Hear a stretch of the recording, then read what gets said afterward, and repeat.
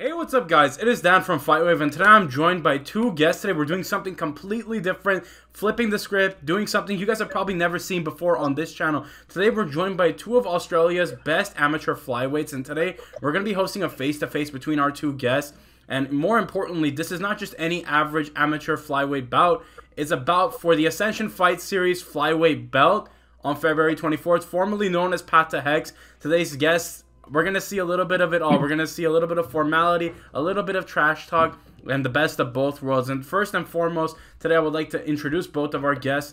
We're joined by 2-2 amateur flyweight David Mirabelli, who fights out of Bones MMA. And we're also joined by 3-2 MMA amateur flyweight Moses Deng, who also has two special rules bouts under Gamma Oceania Championship. Gentlemen, first and foremost, start with Dave. How are you doing? And then Moses, how are you doing? I'm going good, man. I'm just chilling.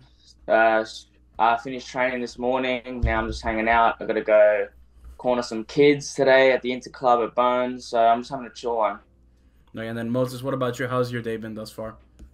I just woke up, bro, so not much to say. But yeah, we good. Absolutely. And first and foremost, I'll start with you, Dave. I want to get, what are your thoughts on this matchup? How was it presented to you? And then Moses, same question for you afterwards. So just talk to me about how this fight maybe came across your desk.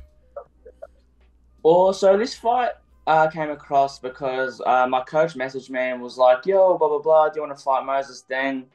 And like, I jumped on it straight away because like fighting good guys, that's how you get really, really good at the sport. We were talking back and forth here and there, talking a bit of crap, this, that, or the rest of it when we're going to fight each other. And yeah, we just found a date and yeah, let's do it. We're going to do it. And then Moses, I guess the same question for you. Just how did this fight come across for you? Um, as you already know, I was originally planning to go pro in February, but that didn't come into fruition because somebody disappeared off the scene. And so we're just looking for opponents, and then David's name came up. And I remember this guy was talking shit in the past. So I was like, might as well beat him up before I go pro.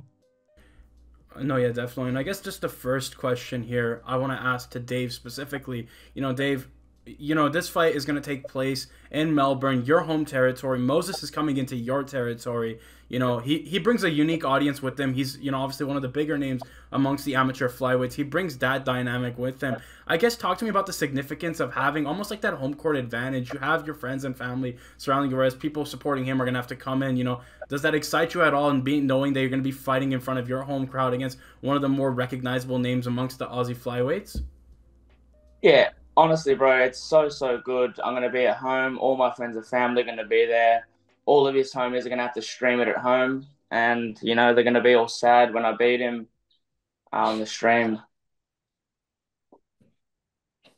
No, yeah, definitely. And I guess, Moses, a unique question for you too. I want to ask you, talk to me about that experience. I guess piggybacking off the question I just asked Dave, talk to me about just going over into enemy territory. Not the first time you've obviously traveled across the states in Australia to go into enemy territory and fight. Is there anything about this time around that makes you excited about this matchup with David going into his territory and possibly playing spoiler in this title fight?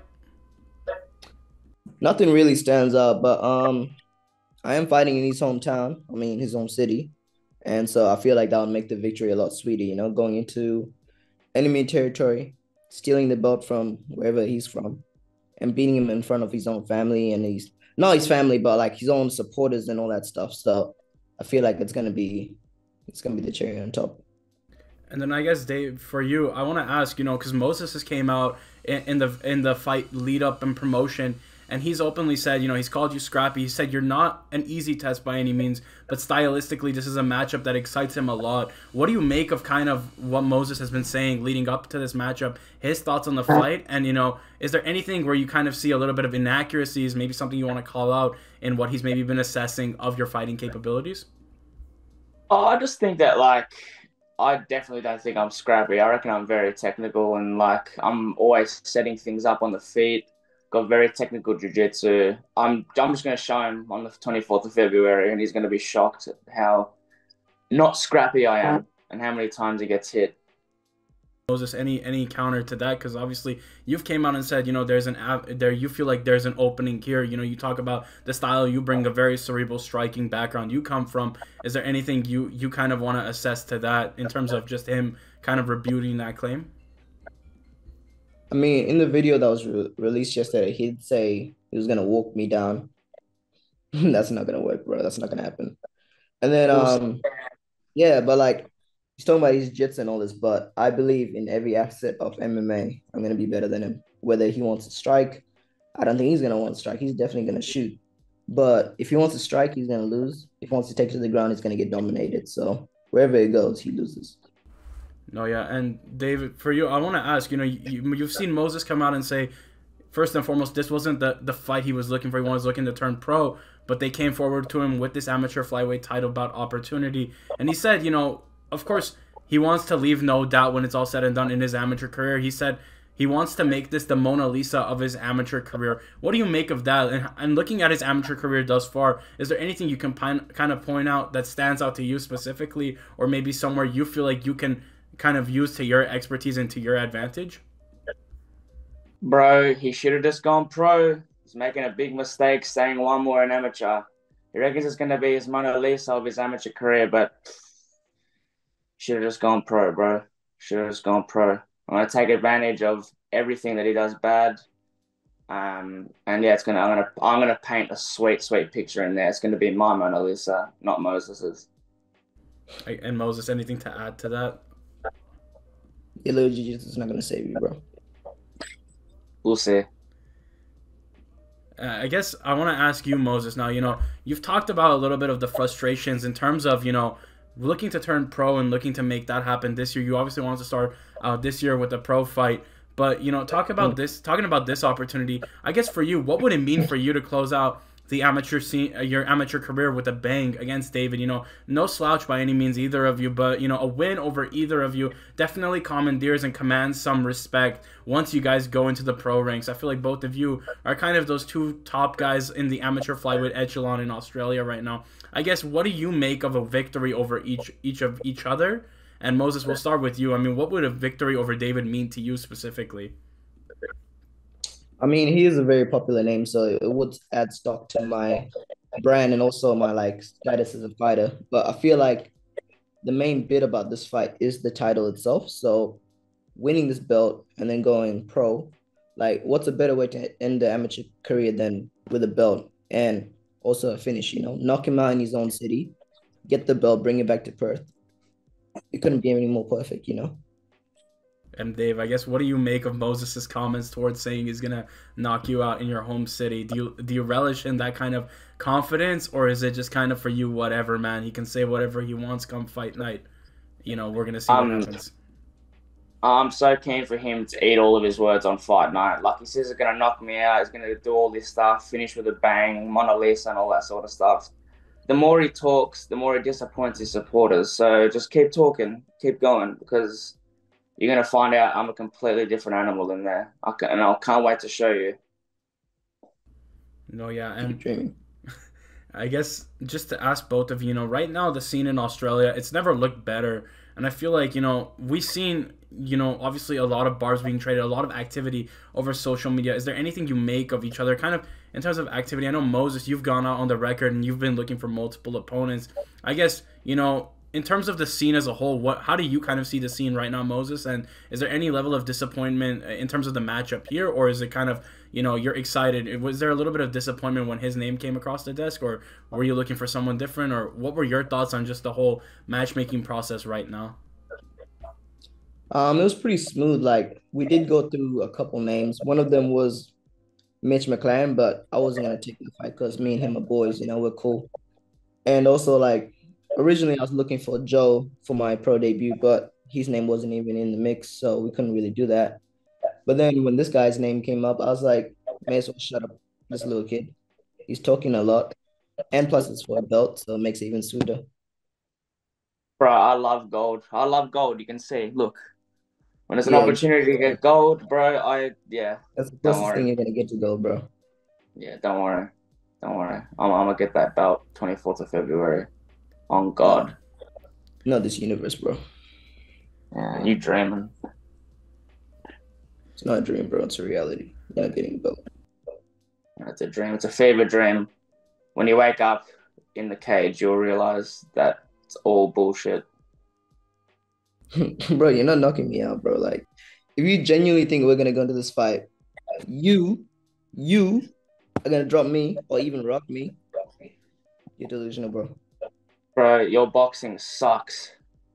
Boxing For me, sucks. That's why you've had to go to so many boxing gyms in camp because you're afraid of it. You know I my wasn't boxing afraid of you, superior. bro. Nah, especially you, bro. You got that like weird Nate Diaz style boxing. Yes, this stuff is sloppy, bro. Not technical at all. Yeah, no. And we'll see. I'll expose you on the 24th. You do got a scrappy style. You're not very technical. And you Oh, thinking you're can't gonna wait to, look me down is gonna be your downfall. I cannot wait to crack you. God, just like the more and more you talk, I cannot wait to embarrass you in the cage.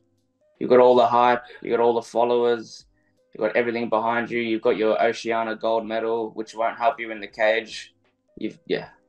I just 24th of February, you're gonna be shocked. There's a reason I have all of that. Yeah, the look on your face will be priceless when you realize that everything you're saying in the lead up, everything you've believed in yourself in the lead up to this fight is all wrong. Can't wait. Gonna be so good. And I guess, Dave, just to kind of piggyback off what you just said briefly, obviously Moses has had, that gotten that recognition from big names in Australia, like Israel Adesanya. I know there was a whole, segment in Adesanya's vlog where, they kind of had an encounter and, all coming off the, quote unquote, Ali shuffle knockout he had over at Demolition, if I remember correctly.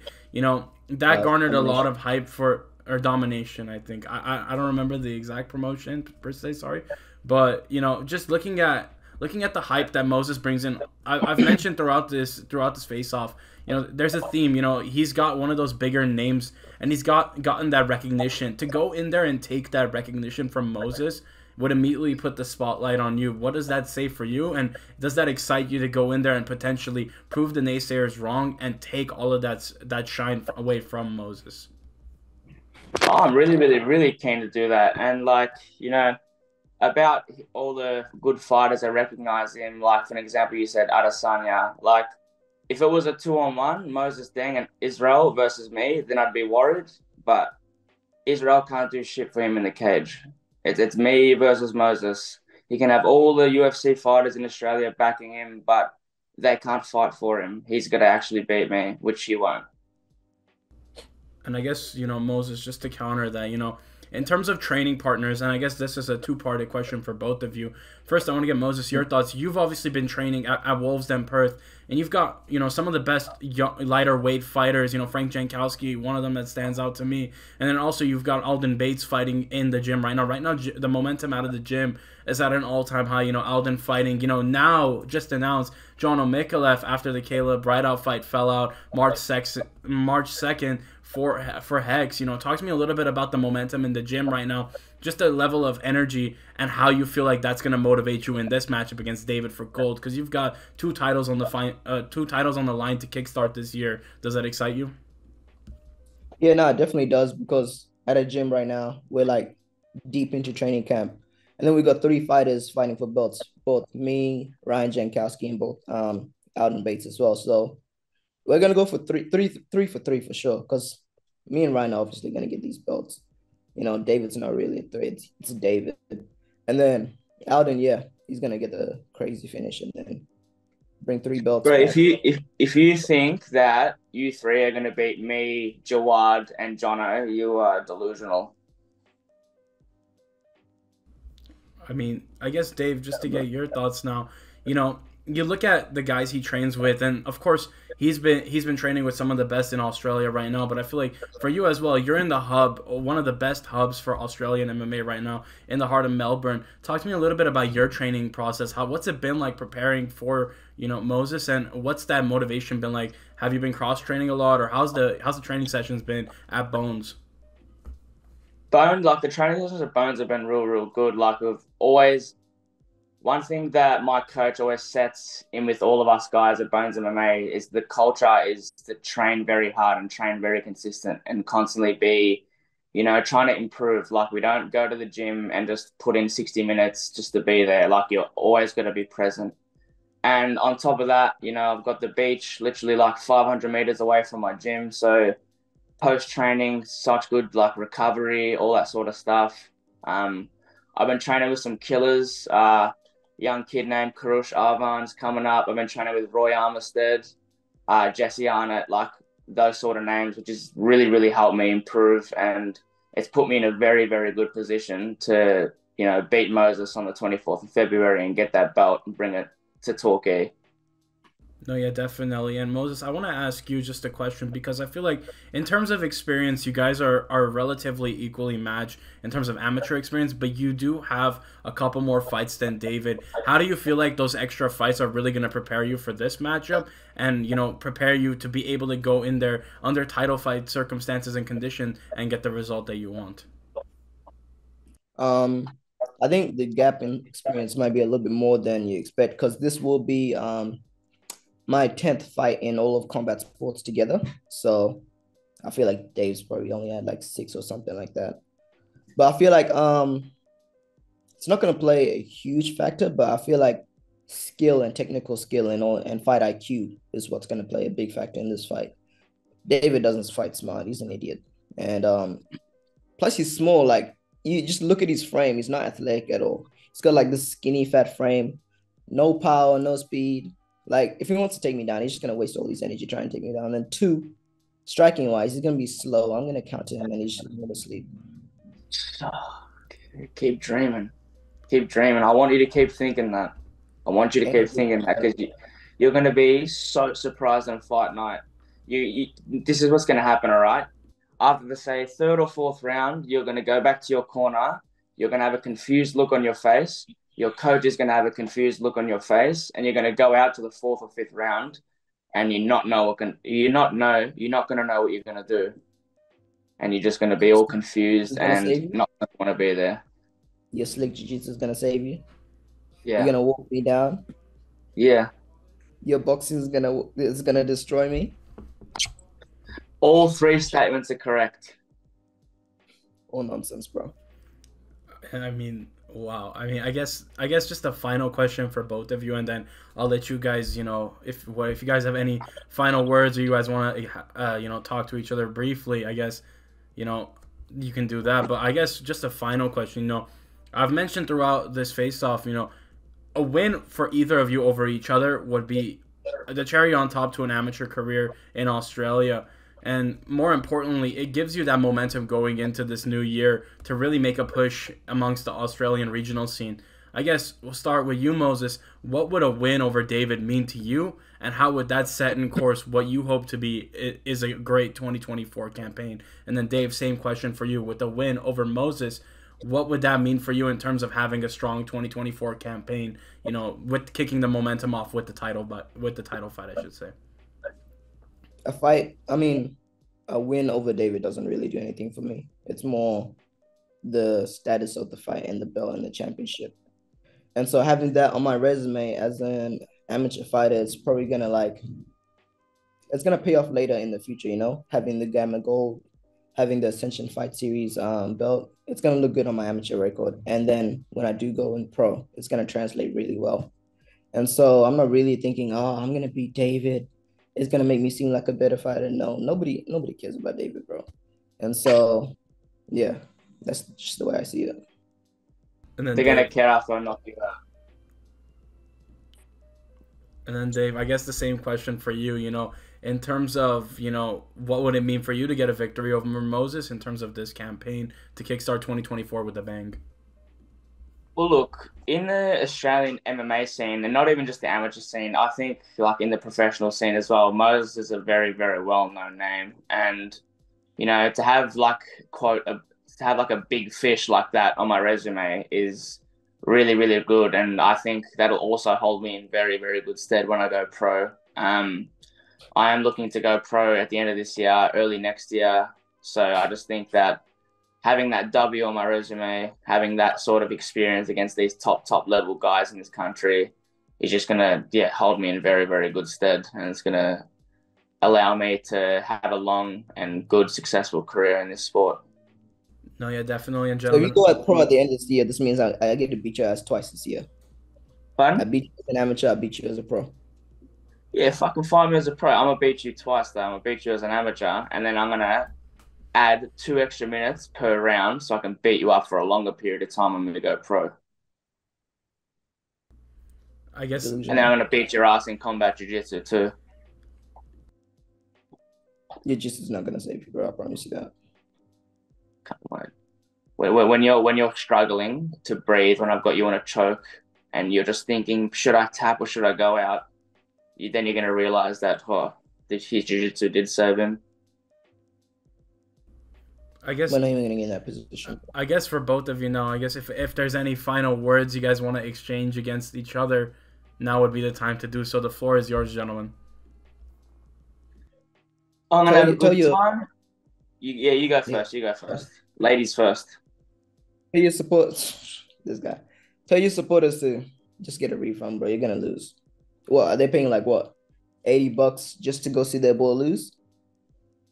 Tell them to just get a refund, bro. Guys, let's get it straight here, all right? Moses knows the square root of jack shit when it comes to fighting, and I'm gonna show that on the 24th of February. So that's my final statement. This boy's gonna lose. I'm gonna get that belt. I love gold. I love gold chain. There, bro. You're just a pawn in this game. You're just a pawn in this game. Stepping stone. You're nothing but a pawn, bro. You're an NPC. An NPC. Yeah. We're gonna see on the 24th of February. We're gonna see who's the most embarrassed at the end of that night. Maybe I can buy you a drink to cheer you up after. Can't wait. When I'm standing over you and I'm Look at him trying to go with the bro. I'm gonna do I'm gonna do Fortnite dance. Trash, bro. So I'm gonna crack you, stand over you, and then do a Fortnite dance. So strange. Over my... Now you lagging. See, even your microphone and your internet knows what's best for you. They don't want you to embarrass yourself. Yeah, you can't dig yourself a deeper hole. Your internet knows what's best for you, Moses. Yeah, see, that's what I thought. I'm not gonna save you, bro. You guys heard it here first. One of the most promising, I think, Australian amateur flyweight title bouts on the line. Ascension Fight Series, February 24th. We heard the two gentlemen here trade barbs. David Mirabelli of Bones MMA, Moses Deng of Wolves Den Perth. We've got an amazing title fight on our hands. Only one of them will come out victorious. If you guys enjoyed this fight, go check out, if there is a pay-per-view, I will link it in the description down below. If you're local to Melbourne, get your tickets, check it out. Support these two gentlemen in their conquest for MMA greatness. It's been me, Dan, from FightWave. Hopefully you guys have enjoyed something different. You know, if you guys enjoyed this, do be sure to let me know if there are any upcoming fights you guys would like me to have on for this face-off series. Otherwise, you guys have a great rest of your day.